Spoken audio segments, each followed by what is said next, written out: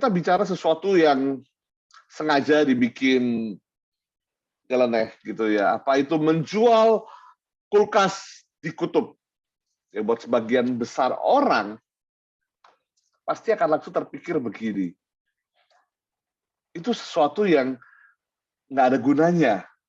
Ya, seperti apa? Seperti memberikan uang 1.000 kepada bilioner. Atau seperti ada peribahasa mengatakan seperti menuang segelas air ke laut. Yaitu adalah menggambarkan satu situasi yang tidak ada gunanya. Tapi apa benar begitu? Ayo kita coba pikirkan sama-sama. Saya tetap ajak, ya Sobat TC, ayo sore hari ini kalau di tempat yang memungkinkan, ayo nyalain videonya sama-sama. Ya, seperti biasa, supaya jangan saya melihat layar hitam lalu berbicara dengan layar-layar hitam. Oke, thank you. Aduh, Pak Anton hadir ya. Thank you, Pak. Halo, Bu Gaby, Pak Erik. Ya, baik. Menjual kulkas di kutub. Sebelum kita ngomong itu, saya mau ingat-ingat 2 minggu lalu apa yang kita bicarakan sebenarnya. Jadi sangat menarik.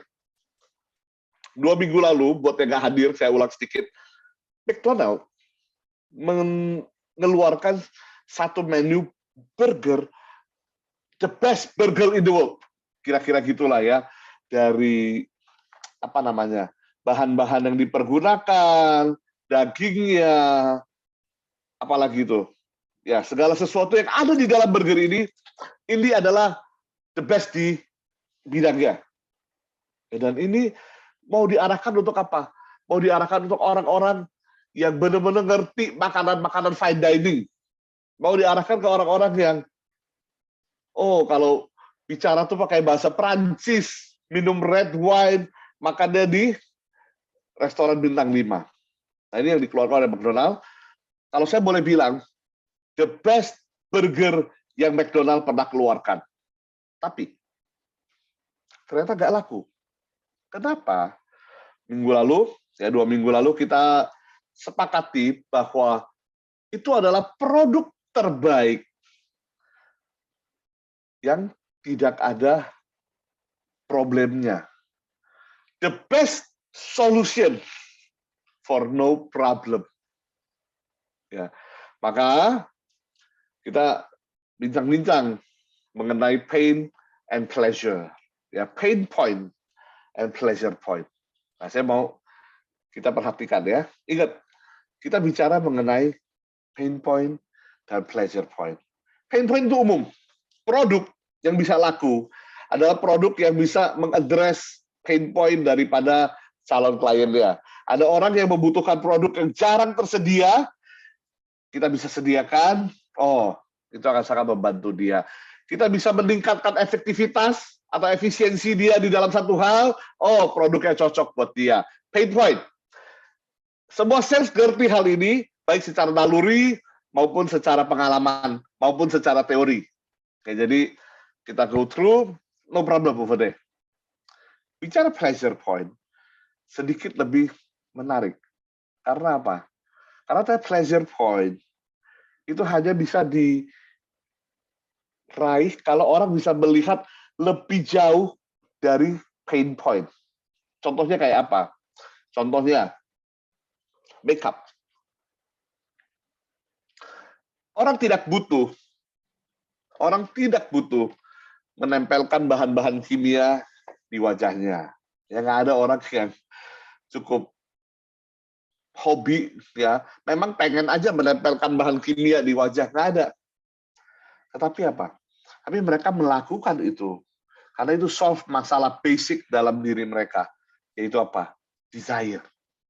Ya, kalau desire, keinginan untuk tampil cantik, ya dia harus melakukan hal itu. Biarpun mungkin itu pain. Saya terus diingetin teman saya ya. Dia selalu bilang begini, ya pakai cewek ya, pakai sepatu hak tinggi dan segala macam gitu ya. Beauty is pain. Dia terus bilang seperti itu. Ya, oke lah ya. Yang kedua adalah identification. Ya, sama sama seperti desire, nggak ada orang yang butuh membaca, ya nggak ada orang yang butuh membaca komik atau novel atau yang lain-lainnya. Ya, orang butuh makan, kalau nggak makan, koit, gitu ya, itu kebutuhan. Tapi orang tidak butuh membaca, tapi orang butuh hiburan, saya setuju ya. Tapi yang kemudian adalah orang butuh relasi dalam hiburan itu. Sehingga ketika kita baca Harry Potter, atau ketika kita baca novel-novel yang lainnya, ketika kita nonton Batman, ya kita relate. Entah dengan korbannya, entah dengan peran utamanya, entah dengan peran utama wanitanya, entah dengan penjahatnya, dan lain-lain, kita relate. Identity. Ya itulah pleasure point yang kedua. Dan yang ketiga kita sudah bicarakan 2 minggu lalu, kita bicara mengenai belief. Yaitu apa? Yaitu kita punya satu kebutuhan. Untuk apa? Untuk percaya kepada sesuatu. Ya, saya pakai contoh paling clear adalah alat-alat merek buah ini. Ya, pada masanya semua desainer, semua video editor, semua orang yang bekerja di industri kreatif harus pakai merek ini. Kenapa?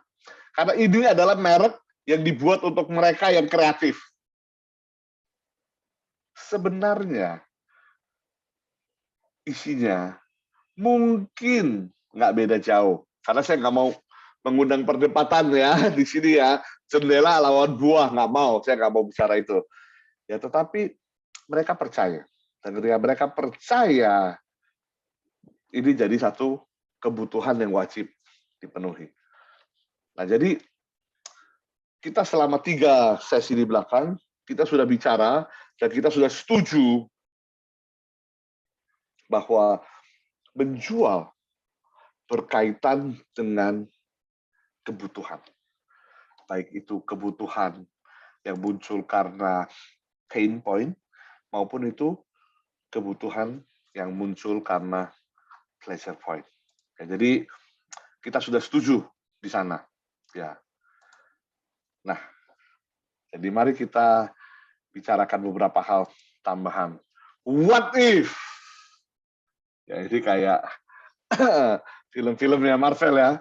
What if? Izin.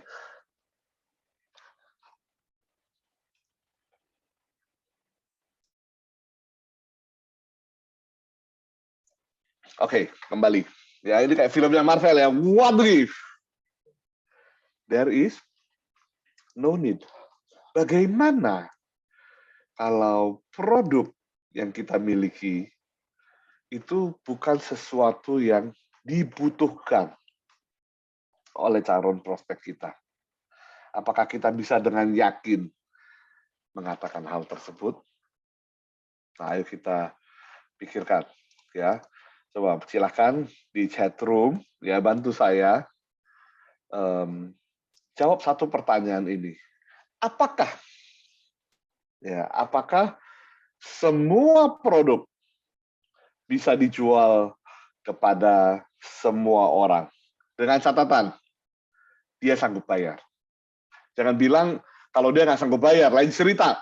Tapi kalau dalam kondisi sanggup bayar, coba pikirkan, apakah semua produk bisa dijual kepada semua orang? Silakan coba.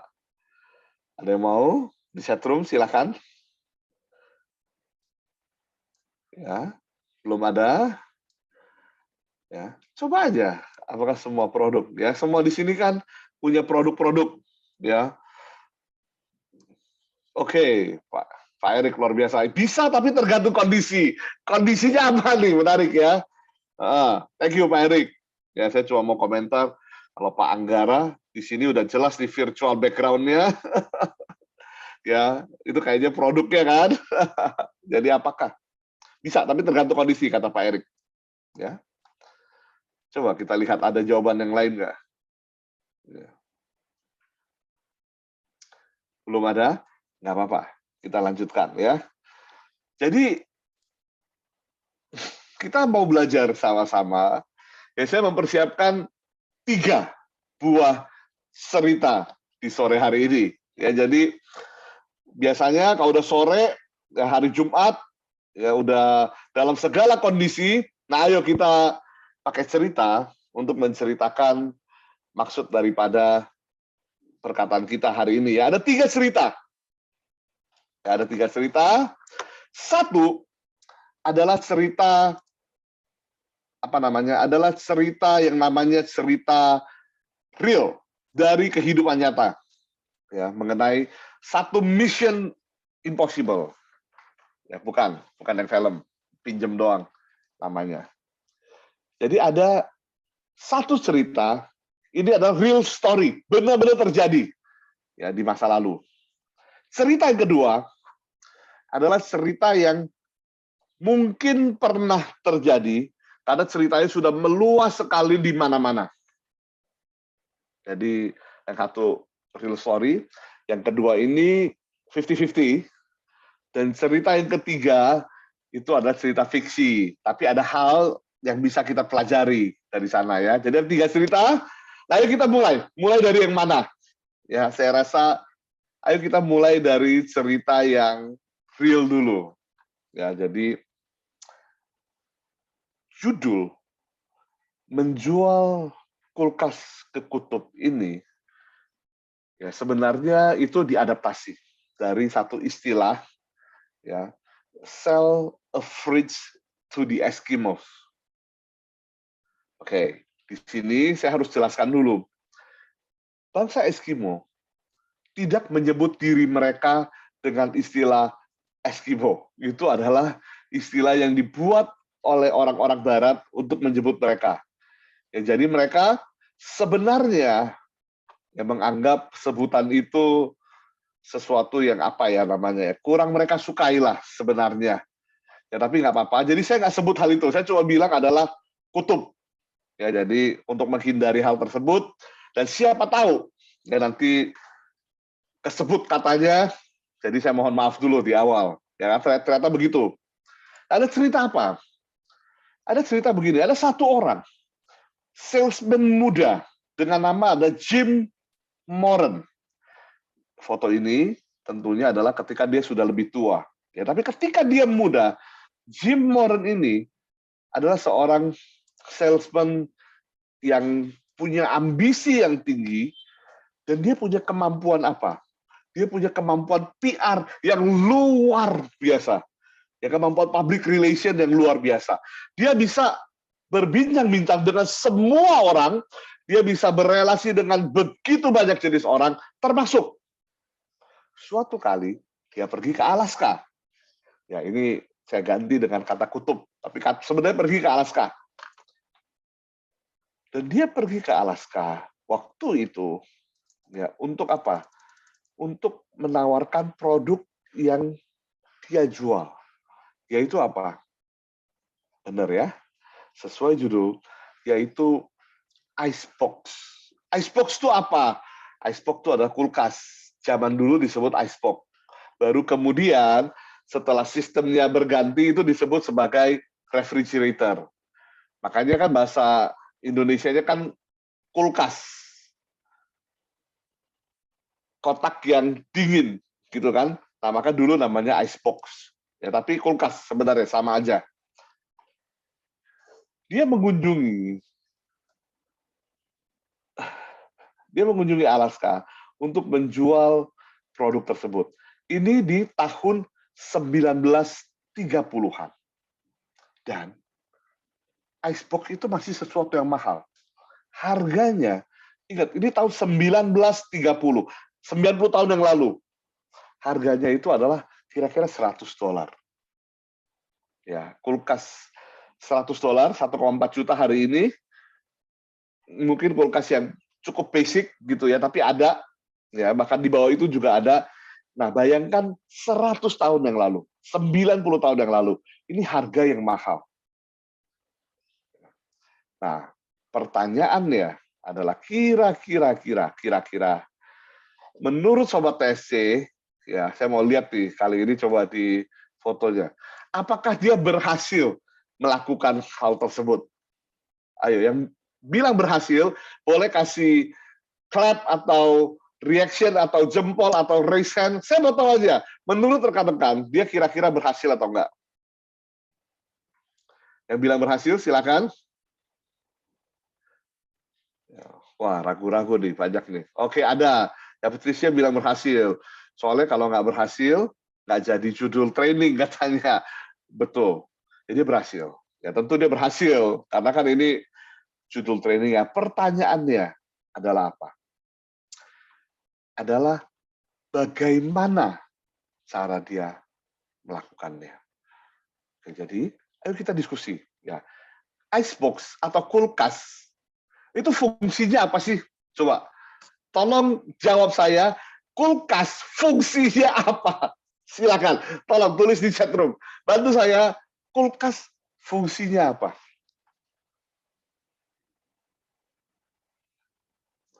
Nggak ada yang tahu. Mendinginkan. Bu Gaby ya, mendinginkan. Oke, lanjut. Storage food and drink for a long time. True ya. Simpen aja. Oke.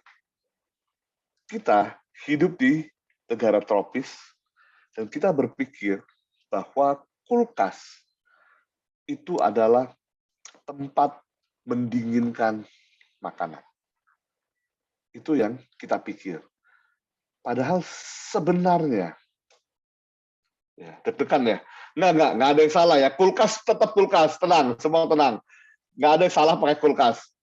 Tapi sebenarnya kulkas adalah alat, ternyata ya, tegang ya, untuk menjaga suhu daripada makanan yang dimasukkan ke dalamnya. Bukan untuk mendinginkan, tapi untuk menjaga suhu. Kebetulan kita pakai untuk mendinginkan, menjaga makanan di suhu yang rendah. Tapi orang-orang di Alaska, ya mereka hidup dalam komunitas Inuit, ya waktu itu namanya, ya jadi menghindari kata Eskimo. Mereka punya masalah adalah begini, sama dengan kita. Makanan mereka cepat rusak. Bukan karena kurang dingin. Udah ketebak ya? Wow. Tapi karena terlalu dingin. Suhu di Alaska ketika paling dingin di luar iglo, rekan-rekan tahu iglo ya, yang ada di gambar di depan itu, ya mungkin itu ilustrasi yang cukup cocok. Suhu di Alaska itu bisa mencapai minus 50 derajat Celcius. True story. Dan itu merusak makanan. Dan itu merusak bahan makanan yang mereka sudah olah. Sehingga ketika Jim Moran datang dan menawarkan satu kotak yang bisa menyimpan makanan dengan suhu minus 10 derajat Celcius, mereka butuh. Mereka nggak butuh yang mendinginkan. Mereka butuh yang menghangatkan makanan. Sehingga ini jadi cerita legendaris. Ya, bahwa Jim Moran adalah the salesman yang berhasil menjual kulkas di kutub. Bukan karena mereka butuh pendingin, bukan. Justru karena mereka butuh penghangat. Jadi ini menunjukkan ada satu pemikiran yang sangat apa namanya? Yang sangat jauh ya, sangat multi perspektif, multi angle. Ya. Dan lalu ditanya.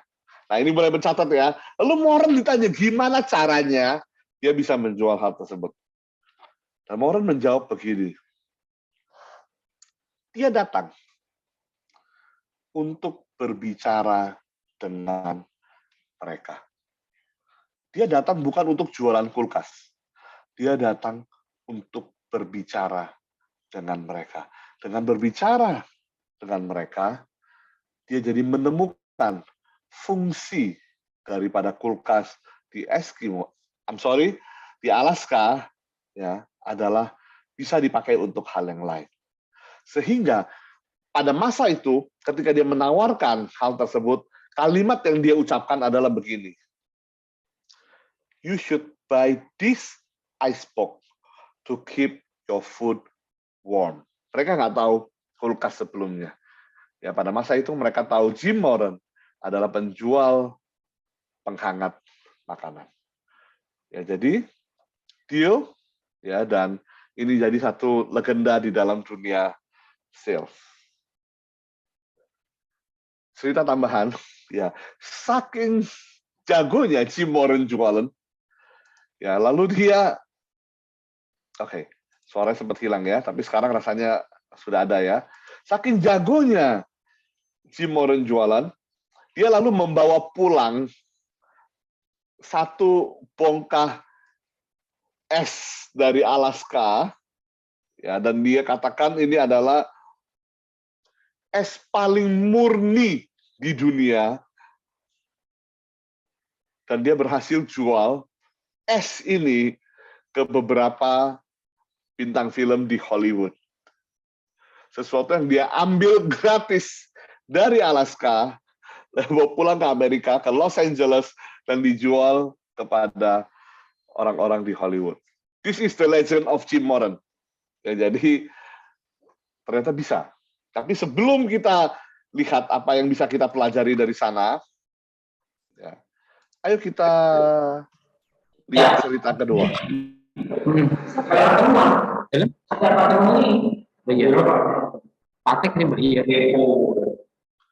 Oke, tadi ada yang sempat ini. Ya, baik, saya lanjutin.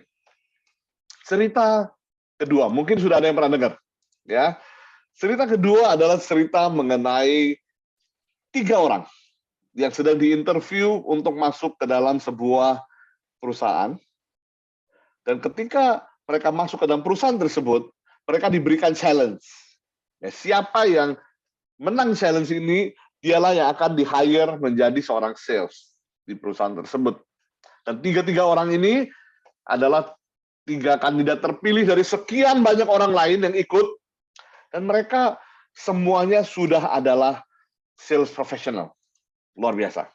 Oke. Nah, ketika mereka diberikan tugas, tugasnya adalah ini. Jual produk kami, yaitu sebuah sisir. Dan jualah kepada biksu di pegunungan, ada satu pegunungan di Tibet di sana, gitu ya. Jualah sisir kepada biksu. Apa susahnya? Ya, saya rasa semua tahu ya. Susahnya adalah biksu tidak punya rambut. Jadi sisir gunanya adalah untuk menyisir rambut. Kalau tidak ada rambut, sisir tidak ada gunanya. Ya, sehingga bagaimana cara mereka menjual sisir kepada biksu kalau biksu nggak punya rambut? Waktu mereka 3 hari kemudian, fast forward kalau nggak kelamaan ya, 3 hari kemudian mereka kembali dan mulai menceritakan pengalaman mereka. Orang pertama bilang begini, saya berhasil menjual sisir kepada seorang biksu. Calon interviewernya tepuk tangan dan bilang, kamu hebat. Bagaimana cara kamu menjualnya? Wah, oke, dia lalu cerita. Sebenarnya begini ceritanya. Saya ketika sampai di kuil, saya membawa sisir, saya menawarkan kepada seorang biksu yang ada di sana. Lalu dia marah, menganggap saya menghina dia. Lalu dia mengusir saya. Tapi saya tidak menyerah. Saya terus berkeliling. 5 orang biksu, 10 orang biksu, 20 orang biksu. Mereka semua marah. Dan mereka semua mengusir saya dan menganggap saya menghina mereka. Nah, lalu saya sebenarnya saat itu merasa down, merasa sedih karena ditolak. Nah, pada saat itulah Seorang biksu melihat saya dan berkata kepada saya begini, "Kamu jual apa?" "Saya jual sisir." "Oh, saya beli satu deh." Oh, kaget saya. Lalu ternyata dia bilang begini, "Sebenarnya di belakang kepala saya ada sedikit bekas luka yang gatal. Jadi saya beli satu sisir kamu untuk bantu saya menggaruk." Itulah cerita saya berhasil menjual satu buah sisir kepada biksu. Nah, saya mau dengar juga dong, dua saingan saya ini apakah berhasil menjual sisir ke biksu. Biarpun saya dibilang beruntung, tapi itu nggak mudah menemukan satu orang biksu yang kepalanya gatal. Saya mau tahu yang lain seperti apa. Orang kedua bilang, baik-baik, luar biasa, ya. Tapi saya melakukan dengan lebih baik. Saya menjual 10 sisir. Wah, orang yang pertama kaget, kok bisa 10? Dan interviewernya juga tertarik. Wah, bagaimana kamu menjual sisir kepada 10 orang gitu ya di sana ya, di kuil menjual 10 sisir. Maka dia mengatakan begini, saya datang ke kuil tersebut dan saya melihat bahwa apa? Bahwa di gunung angin itu sangat kencang. Ya, angin itu merusak tatanan rambut daripada apa? Daripada orang-orang yang mau berdoa di kuil tersebut. Sehingga saya bilang kepada biksu tersebut, mereka datang ke tempat ini untuk beribadah dan untuk mempersembahkan, gitu kan? Mungkin kita bisa bantu mereka dengan memberikan sisir untuk merapihkan rambut mereka yang berantakan. Fungsinya apa? Supaya ketika mereka datang dan sembahyang, mereka datang dengan rapi, itu kan hormat untuk ini apa namanya untuk ibadah mereka. Wah, biksunya percaya dengan saya dan lalu membeli 10 sisir untuk ditaruh di kuil supaya ketika orang masuk mereka bisa sisiran terlebih dahulu. Wah, itu taktik yang sangat bagus sekali.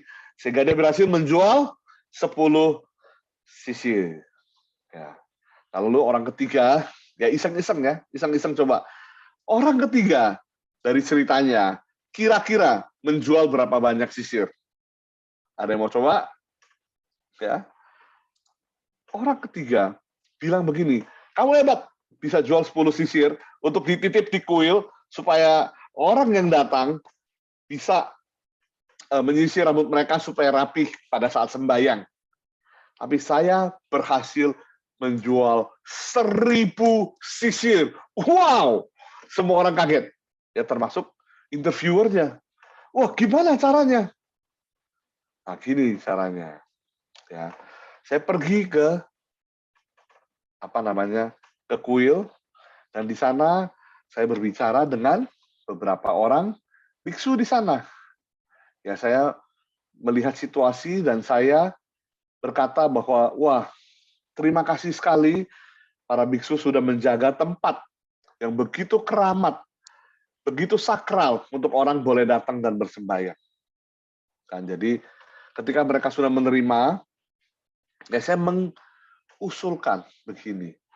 Ketika orang sudah selesai sembahyang, alangkah baiknya kalau mereka bisa membawa pulang sebuah kenang-kenangan, sebuah cindera mata.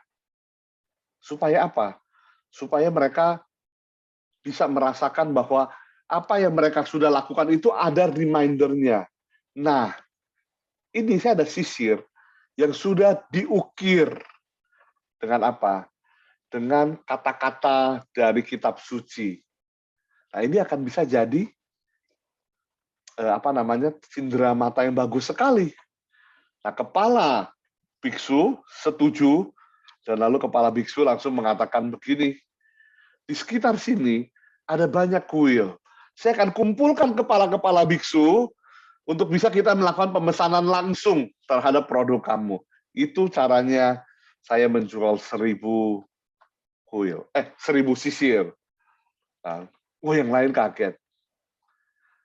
Dan yang lain bilang, wah, kamu kebetulan hoki, kamu punya ide bagus.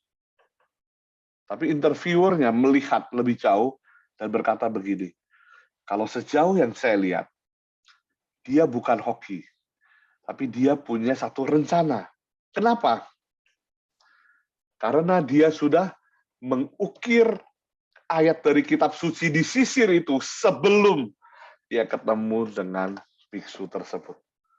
Nah, ini cerita kedua, yaitu bagaimana menjual sisir kepada biksu. Ini cerita mungkin benar terjadi, mungkin belum, 50-50. Ya, saya juga nggak tahu kebenarannya. Cerita terakhir, ya 3 cerita ya. Jim Moran menjual kulkas di kutub, salesman menjual sisir di kuil pada biksu. Dan yang ketiga, cerita pendek, adalah cerita mengenai sebuah perusahaan sepatu. Sebuah perusahaan sepatu mengirimkan 2 orang sales terbaik mereka untuk pergi ke Afrika. Ceritanya di zaman dulu ya. Yang satu dikirim ke negara A, yang satu dikirim ke negara B. Tujuannya apa? Tujuannya adalah mereka diminta untuk survei apakah memungkinkan kita menjual produk kita di Afrika. Ini fiksi. Ya, jadi tidak boleh ada yang tersinggung ya kalau Afrika disebut gitu ya. Setelah mereka pergi, ya, 2 minggu kemudian mereka kembali. Yang pertama melaporkan kepada atasannya, dia berkata begini, bos, saya sudah survei, dan saya sudah melihat semua yang harus saya lihat, di Afrika bukan target market kita. Karena di sana orang-orangnya tidak mengenakan sepatu. Jadi mereka nggak butuh.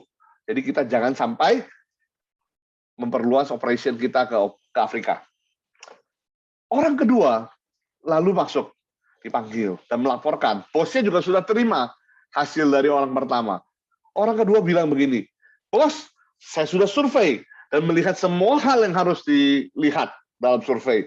Saya menemukan orang-orang Afrika semua tidak mengenakan sepatu. Itu target market yang sangat besar buat kita. Ayo langsung kita kirimkan inventory ke Afrika.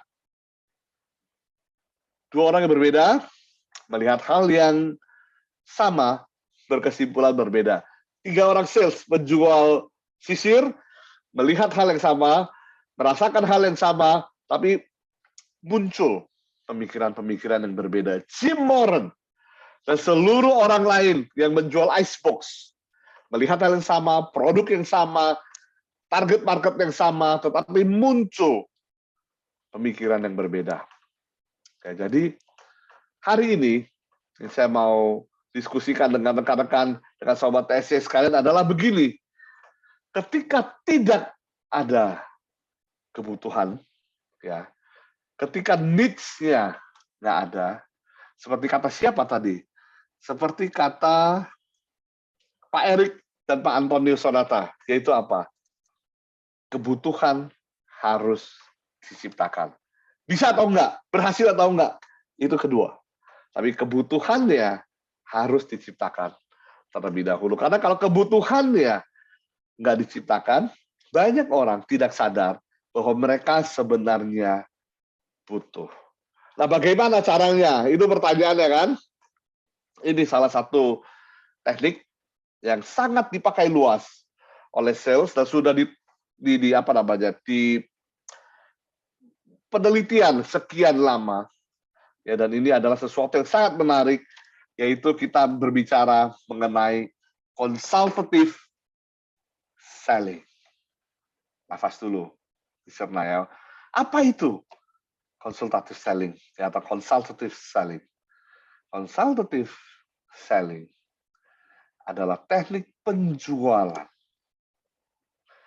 di mana seorang penjual bukannya memberitahukan kepada orang mengenai apa yang mereka butuhkan, tetapi membimbing mereka melewati satu proses untuk mendapatkan keputusan. Waduh, ribet sekali. Gimana? Ulang sekali lagi gitu ya. Saya ulang sekali. di mana si penjual bukan memberitahu, ya, tidak menginformasikan atau menjuali produknya kepada calon pembeli, tapi sebaliknya dia membimbing klien menemukan keputusan yang terbaik untuk diri mereka. Kalau kita bicara contoh akan jauh lebih mudah, ya, tetapi ayo kita bandingkan terlebih dahulu dua hal ini. Sales yang sifatnya menjual kita sebut sebagai transactional selling atau traditional selling. Nah, traditional selling, transactional selling ini fokus pada produk. Ya, seperti yang banyak di antara kita mungkin lakukan. Dan diusahakan apa? Diusahakan produk yang sama dijual kepada semua orang, kalau dibeli it's done. Gitu. Sehingga skill yang dikembangin apa? Skill yang dikembangkan itu adalah marketing. Yang dikembangkan itu adalah presentation, pitching, dan lain-lain. It's a good thing. Ya, ini hal yang baik. Tapi consultative selling, ya ini ada satu dimensi baru. Yaitu berfokus bukan pada produk, tapi berfokus pada prospek. Dan solusinya itu tailor-made. Lah, repot dong kalau kita tailor-made segala sesuatu untuk semua orang. No. Solusinya yang tailor-made. Produknya belum tentu. Maksudnya bagaimana? Ingat, yang dijual oleh Jim Moran bukan icebox, tapi solusi menghangatkan makanan. Yang dijual oleh salesman yang menjual 10, 10, dan 1000 sisir, bukan sisir. Yang dijual oleh ketiga orang itu adalah satu, alat untuk menggaruk gatal di kepala. Kedua, alat untuk membantu pengunjung merapihkan rambut. Dan yang ketiga itu adalah souvenir. Solusinya tailor-made. Barangnya sisir. Ya, itulah consultative selling. Dan bagaimana cara bisa sampai memberikan tailor-made solution untuk seseorang? Caranya adalah build relationship. Ya, dan apa? Nah, ini yang sangat menarik. Ya, karena apa? Karena ketika kita bicara sales, seringkali kita pikir begini, oh, sales itu kan harus pintar ngomong, gitu kan ya? No, ternyata consultative selling itu menitik beratkan pada yang namanya listen to the client. Oke, saya mau pause di sini. Ya, saya mau kasih lihat sebuah video. Ya, ayo kita saksikan sama-sama. Ini untuk intermezzo. Ya, intermezzo. Nyalain suaranya dulu. Oke. Mari kita lihat video berikut ini. Connect. Stop dulu, coba lagi ya.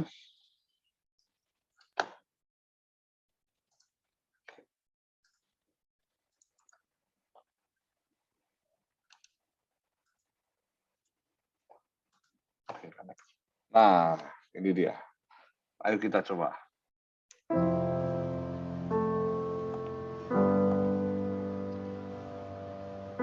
วันนี้หนูมีเงินจะซื้อของได้ทุกอย่างเลยค่ะพ่อ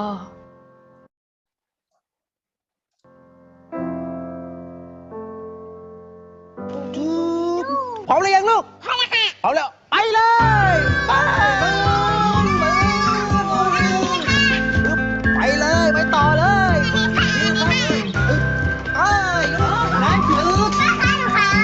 โอเคค่ะไปเลยโอ้โหสนุกไหมลูกสนุกค่ะวันนี้พอแค่นี้ก่อนนะ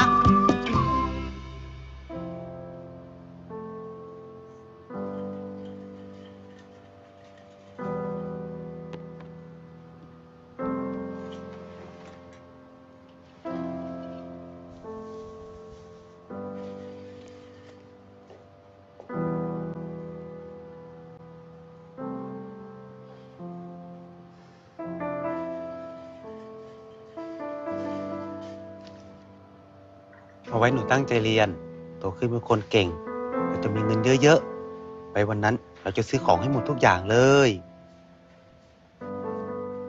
ปิ้งหนูต้องวาดให้เก่งเลยนะคะอึ๊บปู รายการเดียวนะคะ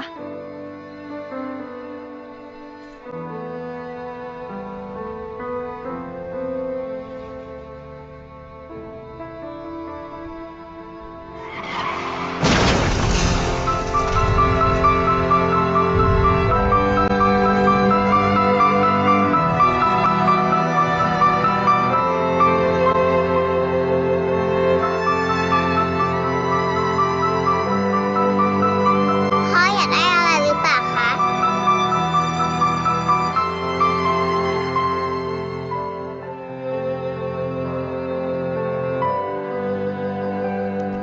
เพราะการตัดสินใจของพ่อในวันนั้นทำให้อนาคตของฉันมีหลักประกันที่มั่นคงจนถึงวันนี้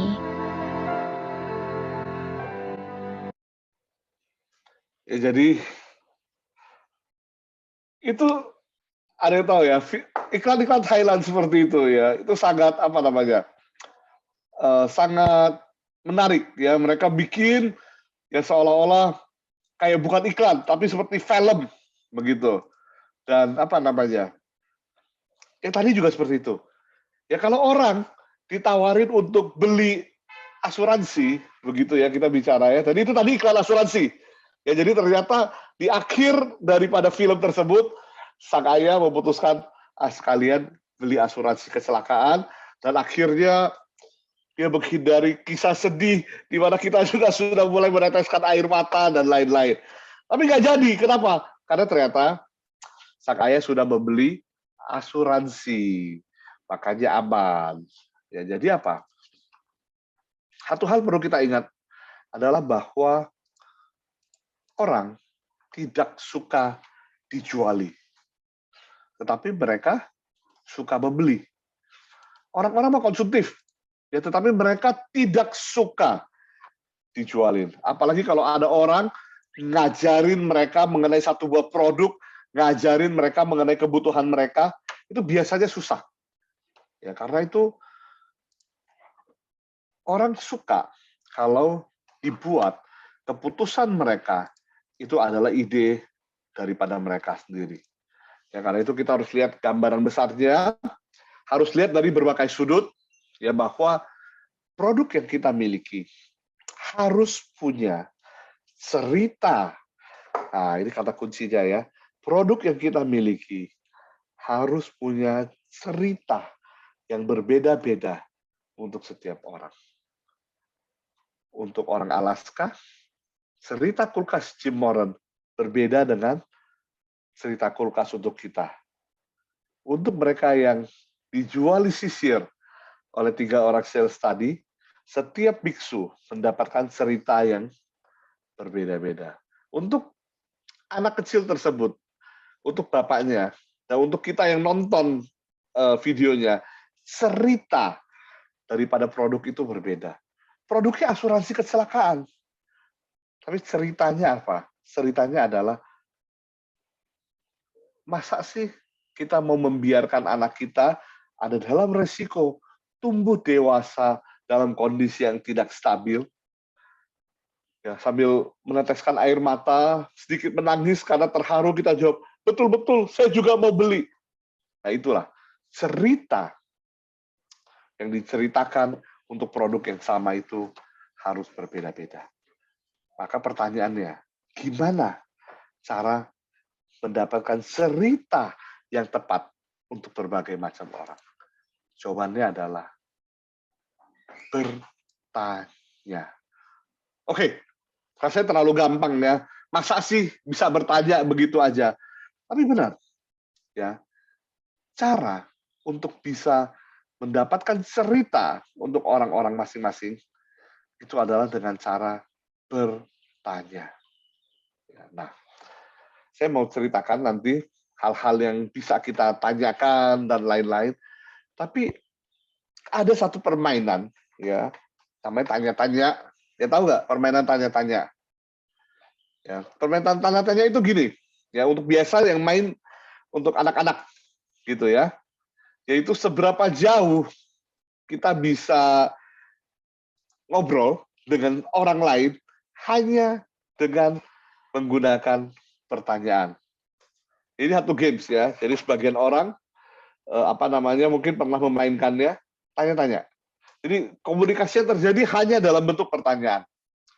Semakin panjang kita bisa memperpanjang games tersebut, ya itu jadi akan semakin menarik. Saya kasih contoh. Kita nggak main karena waktu tentunya ya, tapi saya kasih contoh seperti ini. Misalnya, saya akan perankan 2 orang ya. Jadi ya, misalkan yang A, kamu sudah makan belum? Orang jawabannya apa? Sudah atau belum kan? Tapi bisa diakalin. Kamu sudah makan belum?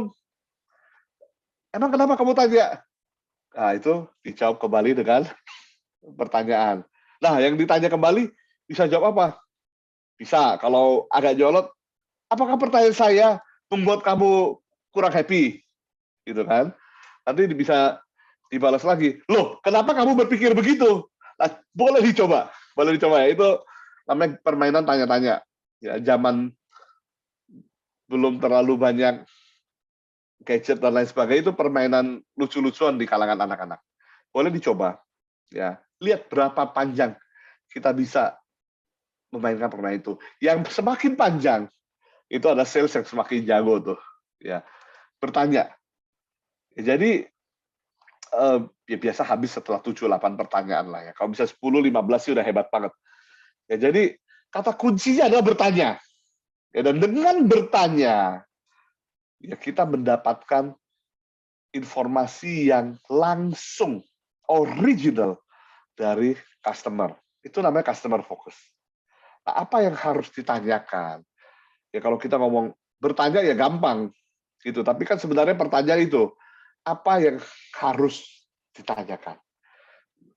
Banyak tentunya, tapi salah satu yang menarik, salah satu yang bisa kita pakai framework ya, itu namanya adalah spin selling. Spin selling inilah yang tadi di awal sempat saya bilang, ini adalah satu teknik pemasaran, satu teknik sales penjualan yang sudah secara khusus diteliti dan disurvei kepada puluhan ribu tenaga pemasar dan kepada banyak sekali orang dalam waktu lebih dari 35 tahun. Jadi ini teknik yang sudah teruji sekali dan sederhana dan bisa diterapkan ke banyak sekali situasi. Jadi apa itu spin selling? Ya, spin selling secara sederhana dibagi jadi 4. Yaitu apa? Yaitu kita menanyakan pertanyaan sebanyak mungkin dalam satu pola spin. Mulai dari situation, ke problem, ke implication, ke need payoff. SPIN. Pelan-pelan. Ya, nanti saya kasih tahu satu-satu itu apa. Ya. Spin selling ini, ya kalau kita ingat aja dalam pikiran, kita akan memudahkan kita untuk apa? Probing. Untuk nanya kepada orang. Ya, dan untuk apa? Untuk memberikan kita satu alur. Jadi ketika kita nanya kepada klien kita, ya kita nggak kesana kemari, nggak melebar, nggak ngaror ngidul, gitu ya. Tapi ada arahnya. Ya dari 1 S ke P semakin tajam, semakin I semakin tajam ke N, spin. Ya, jadi apa itu SPIN itu atau spin itu? Nah inilah yang boleh kita sama-sama catat ya. Mulai dari S, situation question. Untuk seorang sales, banyak orang skip situation question, salah besar. Apa itu situation question? Banyak orang berpikir situation question itu adalah basa-basi. Salah. Situation question adalah jalan masuk. Situation question adalah gagang pembuka pintu. Situation question adalah fakta, data, informasi, kondisi dari klien yang sifatnya masih umum. Tujuannya apa? Tujuannya untuk kita memahami keadaan prospek ya, calon customer kita pada saat kita menawarkan produk ini. Contoh yang paling sederhana adalah kalau kita melewati tahap situation ini, ternyata customer kita atau calon customer kita baru pulang dari dari ziarah misalnya atau dari tempat lain yang membawa mood dia nggak baik gitu, dan kita masuk dengan problem yang salah, itu akan berakibat fatal untuk proses penjualan. Ya, karena itu sangat perlu untuk mulai dari situation question. Kalau kita sudah kenal baik dengan klien kita, ya situation question ini akan membantu kita untuk mengarahkan mereka membeli. Kalau kita belum kenal sama sekali, justru situation question ini akan bantu kita untuk dapetin latar belakang daripada calon pembeli kita. Ya, contohnya, situation question itu apa? Ya, ketika kita ketemu dengan seseorang, ya setelah kita lewati tahap apa kabar, lalu lewati tahap cuaca, lalu lewati tahap Jakarta macet ya, gitu kan ya. Nah, kita boleh berbicara mengenai pekerjaan mereka. Ya, dia bekerja di mana? Apakah kita sudah tahu atau belum? Kadang-kadang setelah kita tahu pun kita tetap tanyakan untuk apa? Untuk mancing. Ya, karena untuk apa? Untuk arahin. Kita perlu tahu dia kerja di mana. Ya kita tanya pekerjaannya apa? Perannya di perusahaan itu apa? Perusahaannya bisnisnya bagaimana? Saat ini berjalannya WFH atau WFO? Perusahaannya saat ini dalam posisi berkembang atau dalam posisi recovery atau dalam posisi yang mungkin lain. Nah, itu hal-hal yang kita harus tahu di awal ya ketika kita masuk ke situation. Kita boleh nanyain beberapa hal seperti ini. Hal-hal apa sih yang dianggap penting oleh perusahaan, oleh diri dia? Kalau B2B ya perusahaan ya. Kalau perorangan ya klien ya, hal-hal apa sih yang dianggap penting begitu? Hal-hal apa sih yang dia ingin miliki untuk keluarganya, mobil misalnya atau rumah atau yang lain-lainnya? Bagaimana hubungan dia dengan istri misalnya, dan siapa yang membuat keputusan untuk mengeluarkan budget? Itu semua jatuh dalam kategori situation question. Ya, jadi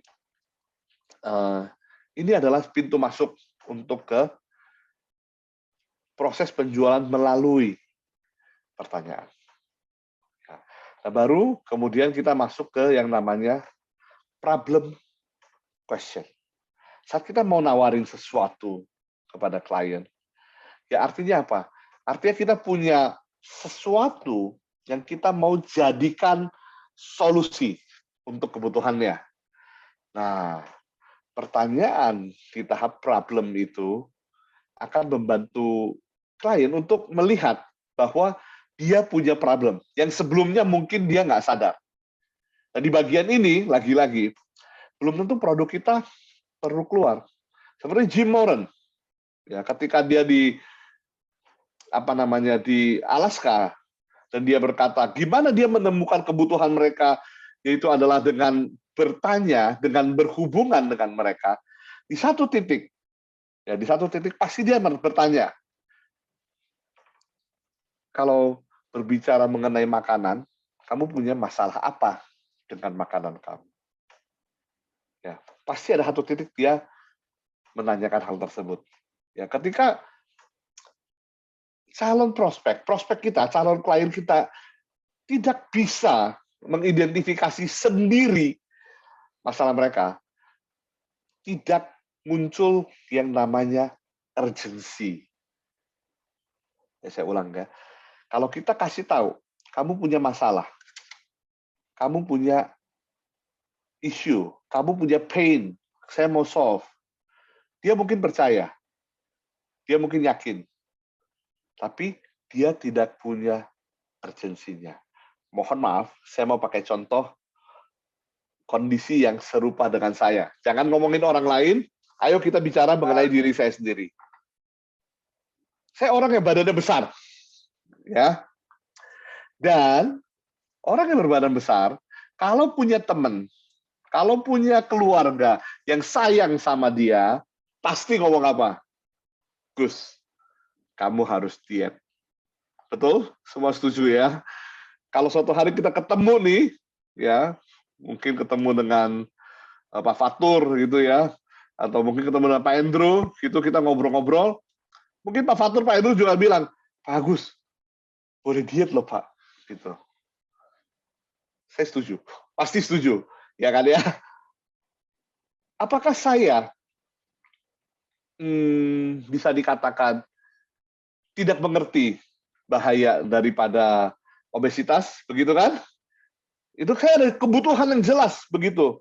Tapi ketika datang dari luar, ya saya cerna secara logika, saya setuju, tapi saya nggak punya sense of urgency. Sampai kapan? Sampai saya ceritain. Saya pernah diet, dan saya turun berat badan 29 kilo. Yaitu ketika apa? Ketika saya mau menikah. Syaratnya adalah turunkan berat badan. Ada urgensi. Sekarang saya yang mengalami. Ya jadi apapun juga dilakukan supaya bisa berhasil. Ya, urgensi itu yang kadang-kadang membuat kita bingung. Loh ini semua yang saya sampaikan kepada klien ini udah bener kok. Kok dia belum mau ya? Karena identifikasinya belum berasal dari dia. Dia belum merasa benar-benar kena. Si Agus ini belum benar-benar merasa dibatalin loh nikahnya kalau sampai nggak kurus. Nah itulah problem question. Yang jadi isu Bapak tadi itu harganya berapa sih Pak? Harganya sekian. Mahal ya. Itu problem question. Paling simple. Untuk mengerjakan yang Bapak lagi lakukan itu, perlu berapa lama waktunya biasa? Oh 3 hari. Lama ya. Kebetulan ada kawan saya di sini, saya mau kasih contoh. Ngajarin anak-anak matematika kayak apa sih pengalamannya? Oh begini, begitu, begini. Susah ya. Itu problem question. Ya. Jadi buat klien, prospek mengakui bahwa memang yang sedang dia lakukan itu ada masalahnya. Buat dia mengakui. Ya. Jadi jangan yang kita bilang mengajar matematika kepada anak-anak sangat sulit. Karena itu pakai produk saya. Gitu. Tapi kalau dia nggak merasakan, oh ya produk kamu the best, bagus, gitu. Tapi belum tentu saya mau saat ini. Nantilah, ya mungkin nanti kalau anak saya udah lebih dewasa, gitu ya. Nah, jadi kita mau nunggu nggak sampai anaknya dewasa? Belum tentu kan. Nah, jadi salah satu hal yang bisa kita lakukan adalah bertanya, gimana proses dia mengajarinya? Ketika dia sudah menceritakan prosesnya, makan waktu ya, susah ya, ketemu masalah apa lagi, anaknya nggak mau belajar ya, misalnya. Kok nggak puas ya, ilmu saya sendiri juga pas-pasan nih, ya gitu, kembalian dari pasar aja sering salah, gitu. Disitulah kita masuk dengan produk kita. Ketika dia sudah mengakui dia punya masalahnya. Kalau dia saat ini bilang dia nggak punya masalah, nah ini yang sering terjadi. Saya nggak punya masalah, saya udah punya solusi lain, gitu ya. Misalnya,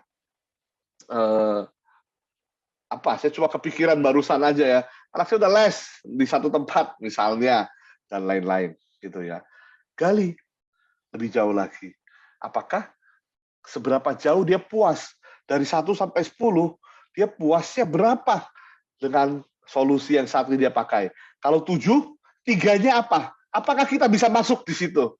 Kalau 9, 1-nya apa? Atau dibalik, kalau 9, di mana yang dia lakukan dengan baik? Dan apakah di situ kita ada sesuatu yang lebih? Jadi buat klien mengakui masalah dengan problem question. Bagaimana hasil vendor yang dipakai saat ini? Ya, tingkat kepuasannya seperti apa? Apakah semakin cepat? Apakah ada isu efisiensi yang bisa diadres? Setelah itu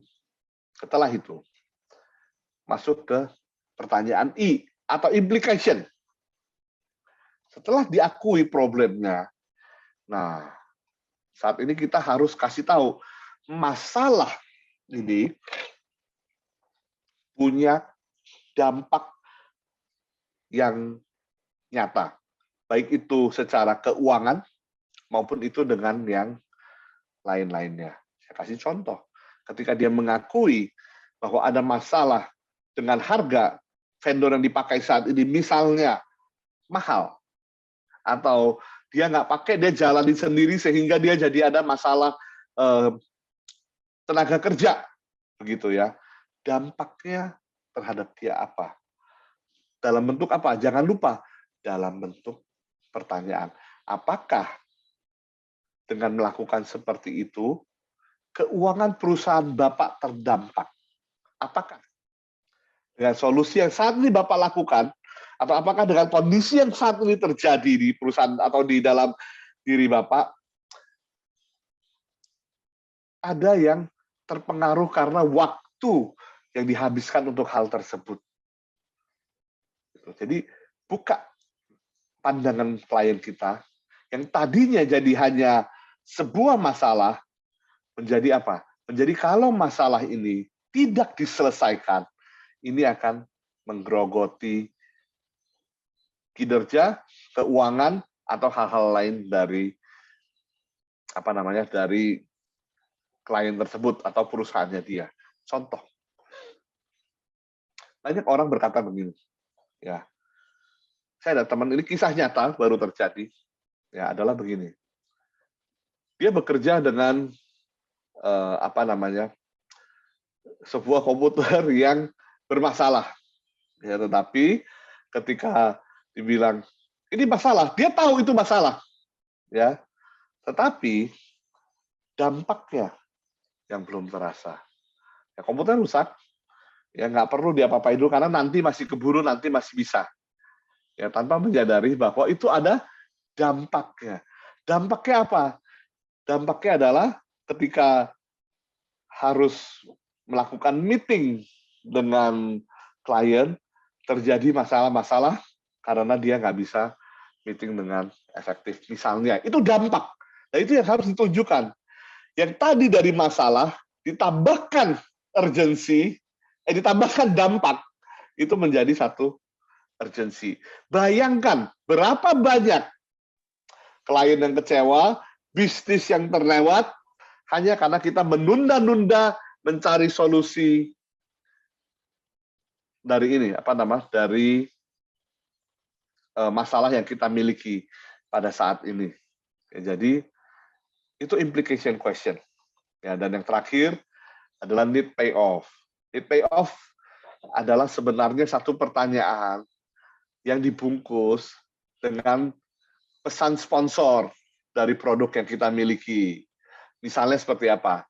Apakah, ya Bapak kan udah tahu nih ada problemnya, dan dampaknya seperti apa. Nah, dari kedua hal ini, apakah akan lebih mudah kalau ada satu fitur seperti ini, Pak? Misalnya, ya ketika dia menjawab iya, nah fitur itu tentu pasti ada di produk kita. Saya pakai contoh Jim Moran. Ya, ketika dia tahu ada problem nih, problemnya apa?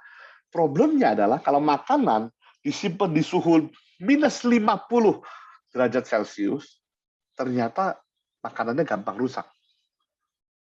Bukan cuma kalau panas, ternyata kalau dingin juga rusak.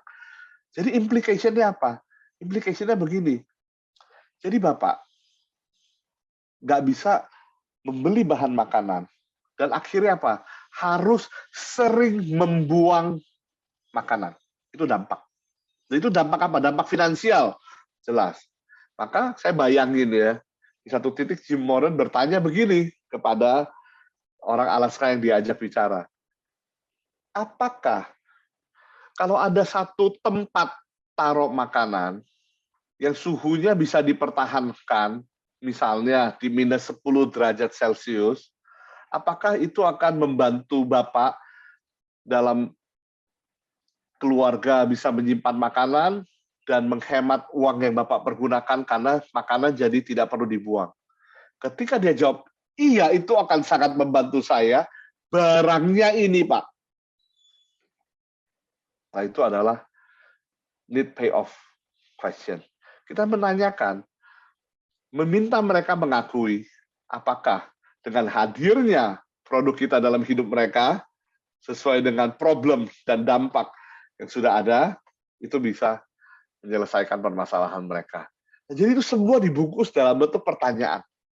Nah, kalau kita udah kuasai produk kita, ayo ini saatnya untuk mulai bikin list pertanyaan-pertanyaan yang kita bisa pakai di spin. Ya, kalau kita sedang workshop, ya biasa kita bikin 10-20 pertanyaan untuk masing-masing tahapan dalam spin selling ini.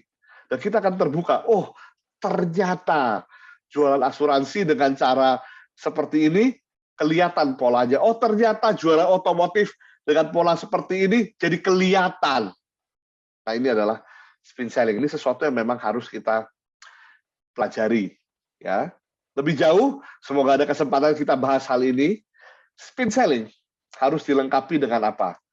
Harus dilengkapi dengan active listening. Apa susahnya dengerin orang? Susah. Percayalah, active listening itu adalah sesuatu yang susah untuk dilakukan. Karena itu harus ngehin itu apa? Yaitu harus dipahami bahwa kita memang harus bertindak sebagai orang yang mendengarkan. Kata kuncinya nanti kalau perlu, satu kata kalau mau disimpulkan, kata kuncinya itu adalah empathy. Kita harus punya empati terhadap calon klien kita. Ya, active listening. Ya, saya mention aja dengan kilat ya adalah bahwa dalam active listening itu ada unsur-unsur apa? Ada unsur-unsur atentif. Ketika dia bicara, kita menunjukkan diri kita tertarik dengan pembicaraan yang dia lakukan. Kita bertanya bukan karena kita udah siapin pertanyaan, tapi bertanya karena kita peduli. Ya, dan ini dilakukan terus-menerus. Percaya saya, kalau kita punya kesempatan, misalnya ya, kalau di perusahaan Sobat TSC ini sales call-nya itu misalkan direkam, ya, ini coba ya, ini satu hal yang boleh dites, silahkan laporkan kalau hasilnya benar atau salah. Kalau sales call kita direkam, dan kita dengarkan kembali semua sales call, ya coba buat persentase. Yang goal itu biasanya yang salesnya lebih banyak menjelaskan atau yang salesnya lebih banyak bertanya. Kalau per hari ini, saya cukup yakin jawabannya adalah yang salesnya lebih banyak bertanya. Jadi, spin selling adalah salah satu bentuk daripada consultative selling. Untuk itu diperlukan skill yang namanya active listening. Ya, jangan hanya sekedar masuk telinga kiri, keluar telinga kanan. Atau jangan hanya selektif, ya hanya mendengar yang kita mau dengar. Karena manusia cenderung seperti itu. Kita hanya mau dengar apa yang kita mau dengar. Jadi dia ngomong apapun, kalau kita sudah punya asumsi, pasti kita cocokin ke dia. Ya itu bukan active listening, jangan. Ya jadi harus lakukan yang namanya active listening ini. Lanjut. Di dalam consultative selling ada satu hal penting, yaitu apa? Yaitu kita diposisikan. Saya pernah cerita ini ya di awal bukan sales biasa series ini, yaitu apa?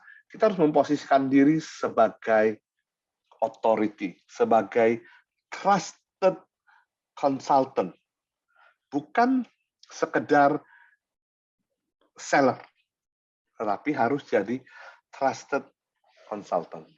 Sehingga kalau kita sedang dalam satu diskusi, satu pembicaraan dengan calon klien kita, industri di mana kita berbicara ini, dia harus merasa yakin bahwa kita tahu dan kita bisa memberikan solusi kepada dia. Ingat, satu, talk the walk. Talk the walk adalah berbicara mengenai kemampuan kita untuk ngomong, untuk menyampaikan sesuatu mengenai industri ini. Atau dikenal dengan kata credibility. Ya, kemampuan kita. Jadi kalau kita ditanya, kita bisa menjelaskan. Itu namanya talk the walk atau credible. Yang kedua adalah walk the talk. Walk the talk adalah reliability, yaitu kemampuan kita untuk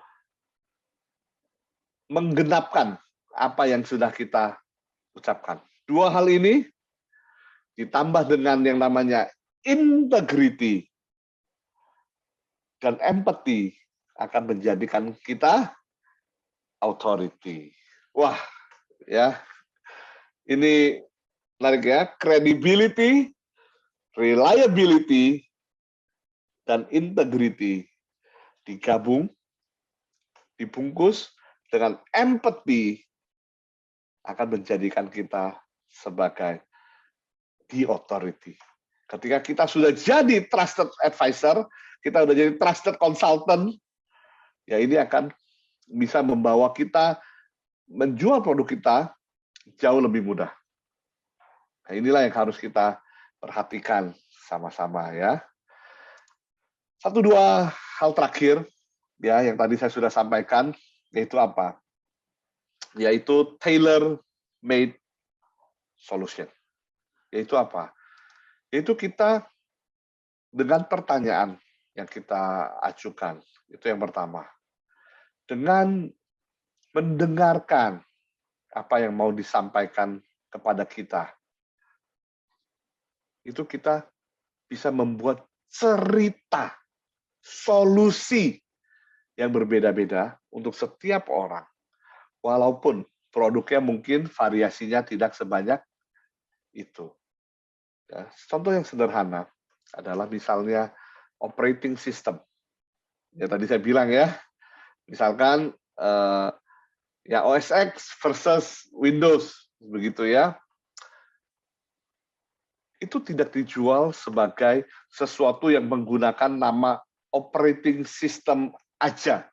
Begitu. Bukan. Kalau operating system, kamu mau operating system nggak? Orang nggak ngerti apa itu operating system. Tetapi seorang anak ya yang mau bermain game, ya dia akan membutuhkan operating system yang mendukung game yang dia mau jalankan. Seorang desainer yang membutuhkan software design, dia akan butuh operating system untuk mendukung program desainnya. Sama nggak operating systemnya? Sama. Yang dipakai untuk main game, yang dipakai untuk software design, tetapi dengan membungkusnya dengan tepat, itu akan bisa jadi solution yang tailor-made. Pada barang sama. Sama seperti hardware, juga begitu. Ya, karena itu, sebagai penutup, saya mau sampaikan, ya ini udah terakhir ya, udah waktunya juga. Dan penutup saya aja mau sampaikan sesuatu yang saya yakin kita juga sudah tahu sebagai sales. Tapi ini reminder bahwa apa? Bahwa kalau kita pakai logika saja untuk jualan, ya untuk kulkas, kita bilang ini adalah alat pendingin karena kita tahunya seperti itu, yaitu akan kita menemui kesulitan. Karena orang membeli karena emotion. Emotion ini adalah bagian penting yang bisa digerakkan kalau ada yang namanya retorika atau bahasa kita sehari-hari adalah cerita. Jadi saya tutup di sini. Dan jangan lupa, buatkan cerita yang berbeda-beda, yang bermanfaat, yang sesuai dengan hasil. Jangan berasumsi, tapi yang sesuai dengan hasil pertanyaan, komunikasi, dan pendengaran kita akan apa yang disampaikan oleh klien kita.